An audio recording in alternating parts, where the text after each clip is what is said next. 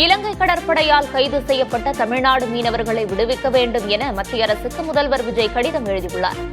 ஒன்றிய வெளியுறவுத்துறை அமைச்சர் ஜெய்சங்கர் என குறிப்பிட்டு அவர் எழுதியுள்ள கடிதத்தில், ராமநாதபுரத்தைச் சேர்ந்த 6 மீனவர்கள் நாட்டுப்படகில் மீன்பிடிக்க சென்றதாகவும், எல்லையை கடந்ததாக கூறி இலங்கை கடற்படையினர் அவர்களை கைது செய்துள்ளதாகவும் குறிப்பிட்டுள்ளார். ஏற்கனவே கைது செய்யப்பட்ட 54 மீனவர்கள் மற்றும் 264 நாட்டு படகுகளையும் மீட்க வேண்டும் என வலியுறுத்தியுள்ள முதல்வர் விஜய், இலங்கை அதிகாரிகளை தொடர்பு கொண்டு உரிய நடவடிக்கை எடுக்க வேண்டும் எனவும் வலியுறுத்தியுள்ளார்.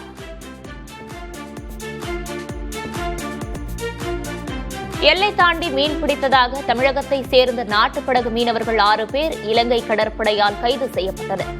கன்னியாகுமரி மாவட்டத்தைச் சேர்ந்த 6 மீனவர்கள் ராமநாதபுரம் மாவட்ட மண்டபத்திலிருந்து நாட்டுப்படகில் கடலுக்கு மீன்பிடிக்கச் சென்றனர்.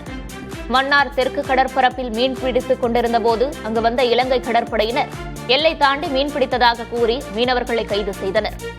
இச்சூழலில் சிறைப்பிடிக்கப்பட்ட மீனவர்களை உடனடியாக விடுவிக்க மத்திய மாநில அரசுகள் நடவடிக்கை எடுக்க வேண்டும் என நாட்டுப்படகு மீனவர்கள் வலியுறுத்தியுள்ளனர்.